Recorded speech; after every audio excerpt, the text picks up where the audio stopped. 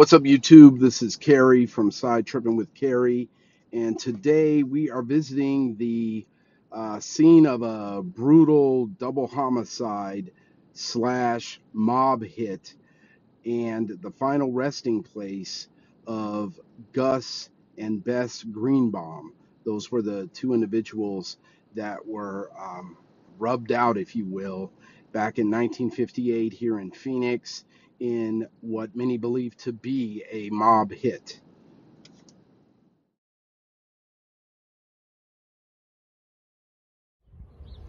All right, we're at the south end, or the south kind of piece of Encanto Park. So when I was a kid, my dad sometimes, he would just hop in the car and drive around and go to nice neighborhoods and look around and look at the houses and whatnot. And we would do that here near Encanto. There's some very nice and unique houses over here that kind of buttress up against the park. And I remember as a child, my dad coming out and pointing out this specific house that I'm going to show you guys now and saying, oh, there was a guy who worked for the mob who lived in that house, and he and his wife were killed back in 1958, before you were born. And that is the house right there. Right, so, you know, like I said, to this day, it still is a very nice house, and there are people that live in there. Now, I don't know whether they know that a grisly murder happened there or not, but they bought the house, and it looks like that they've maintained it. So, a little bit about Gus Greenbaum. Gus actually was from Chicago, but grew up, there was a time period where he was in New York. Mr. Greenbaum was Jewish, and only reason I bring that up is that he was friends with a couple of guys who were Jewish mobsters. Ben, Bugsy, better known as Bugsy Siegel, and Meyer Lansky, okay? He knew them both, especially Meyer Lansky. Gus grew up, he was rather an imposing figure. I don't know if, and I couldn't really find out anything in the research about this, about whether he was a guy that got his hands dirty, if you know what I mean. Like if he was ever muscle, ever, beat people up, or, was an enforcer or did anything physical with people, or whether he was just kind of a numbers guy. The reason I say that is that he was involved in the rackets in bookmaking, okay, illegal bookmaking. He was running what they call like a wire service and a bookmaking operation in Phoenix, sent here by the Chicago mob. Tony Accardo, I believe, was the boss at the time. And so he's sent out to Phoenix. He's running this wire service, running bookmaking operations. And this is a time when the Phoenix police, I think, almost was kind of halfway corrupt, where they knew what was going on and they were probably getting paid off in certain instances, and they let stuff like bookmaking and whatnot go. So Gus is doing these activities for the mob for a number of years. And then at some point, Las Vegas and the mob happen, okay? Ben Siegel moves to Las Vegas, assumes control of the Flamingo. And, if you watch the movies, that Bugsy Siegel movie with Warren Beatty, it's almost like he did all of this stuff single-handedly. Well, that's not true. He went into the Flamingo, obviously with mob money and backing, but one of the people that helped him run the Flamingo was Gus Greenbaum. So Gus is in Las Vegas quite a bit. He was also kind of known informally as the mayor of Paradise, and Paradise is this unincorporated part of Las Vegas. So he's helping Ben Siegel run the Flamingo. So we all know what happened to Ben Siegel after a while. He's running the Flamingo, and he's skimming.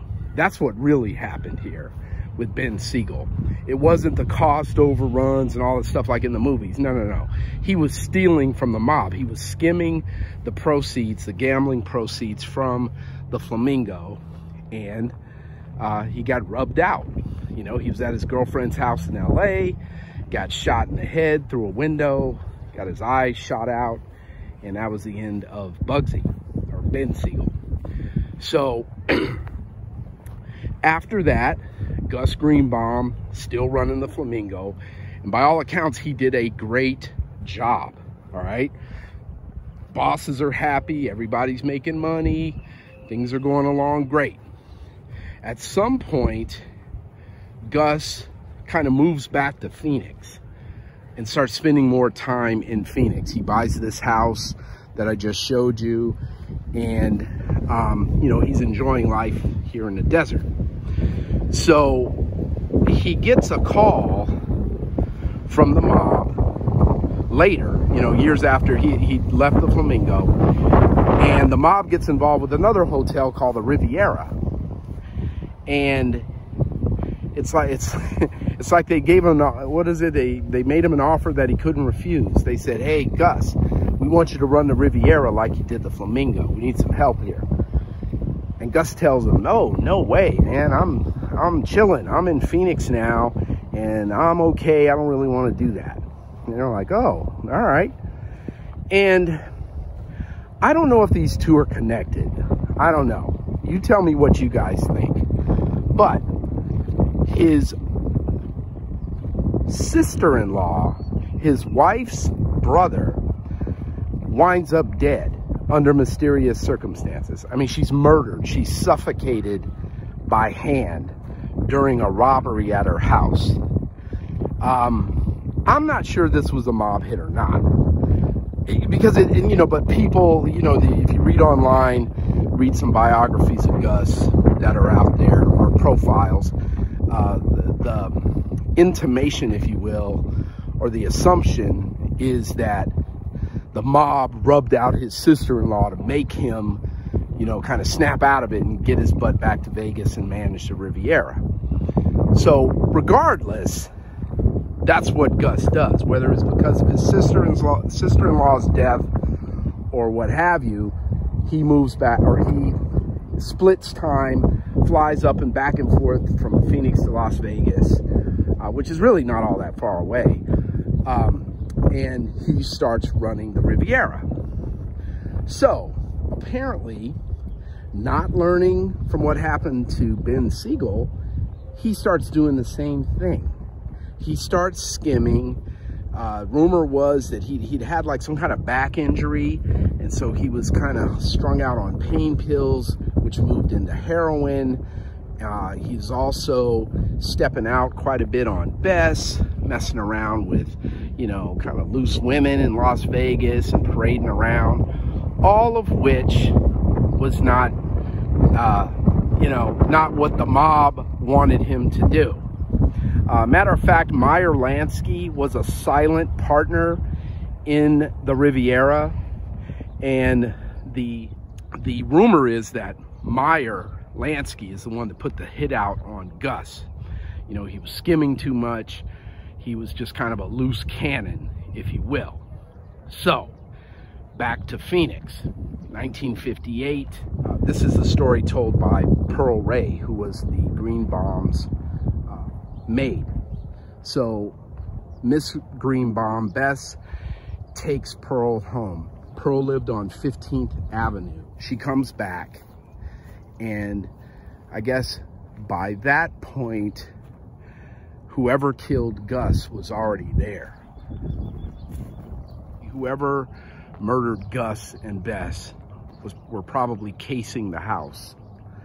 And when they cased the house, you know, they saw that at certain time, Miss Greenbaum would leave, take Pearl back home, and then come back. So they waited for her to leave. They enter the house. Gus was in his bed. Looks like maybe he was laying down. I don't know how they got the drop on him, but they did. They get into the house. They hit him upside the head with something hard, like a vase or something, knock him out, and then grab a butcher knife, a sharp butcher knife that they had grabbed from the kitchen, slice his throat, and then they put like pillows like next to his head. It was really kind of weird the way it was described. Like they put pillows on either side of his head, and then they waited for Bess to get home. So Bess gets home and they surprise her. She walks in the door. They hit her upside the head with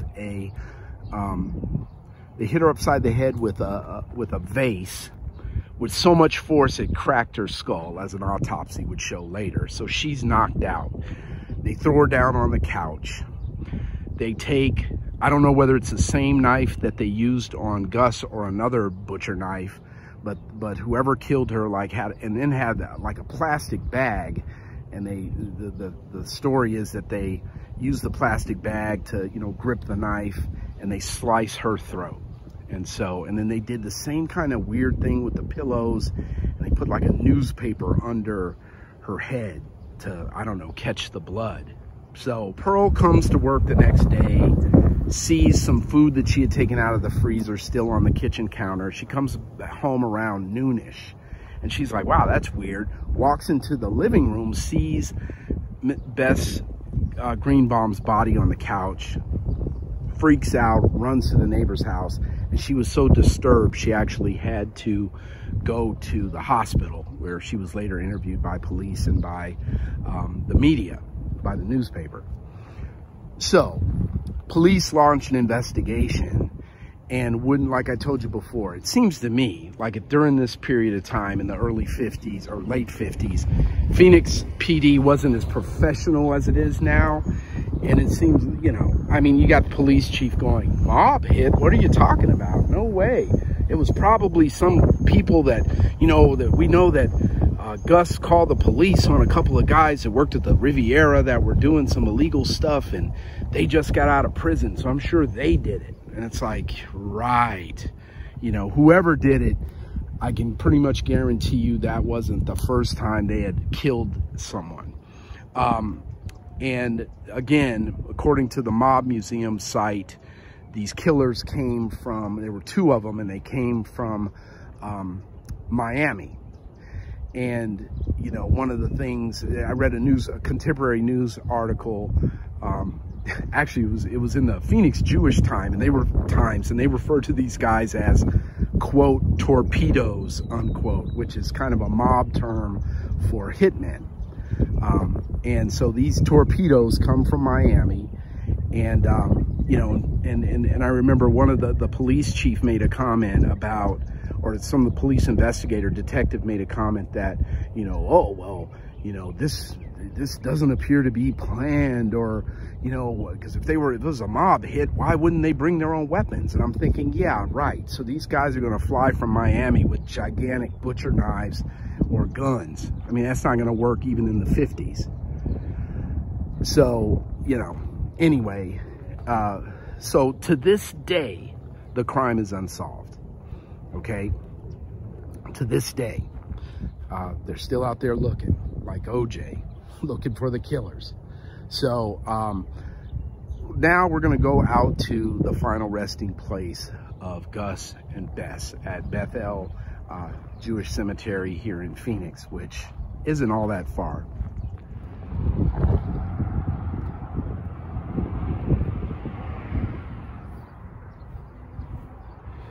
All right, so we're at the, God, I think I was mispronouncing the cemetery, but it's the Beth Israel Memorial Cemetery. I think I was calling it Bethel, which is actually another Jewish cemetery it's actually over by Greenwood, which I've been to before. But here's the final resting place of Gustave, Gus Greenbaum, and Bess, his wife. And I told you the story a little bit about Gus's sister-in-law. Leon Greenbaum, she was married to Gus's brother, Charles. And Charles owned like a smoke shop in Phoenix. And Leon was murdered 3 years prior to Gus. And like I said, around the same time that Gus was being asked to run the Riviera, which he initially didn't want to do, but after his sister-in-law's death, he decided to do. And again, I don't know if they're connected or not. A lot of people have speculated that they were, but I'm just not sure. I mean, normally in, you know, this kind of mob culture, they generally leave spouses and children alone. When they murdered Gus and his wife, I think they did that to send a message, if you will. But sister-in-laws seem, you know, to get somebody to do something, I don't know. It just seems a little tenuous to me. So it might have been unrelated, but, you know, what do I know? Maybe it was related. But in any event, here is Mr. and Mrs. Greenbaum's final resting place. And that's going to do it. Just briefly, I know his daughter is buried. The Greenbaum's daughter is interred here as well. I thought it would be somewhere close, but it doesn't appear to be.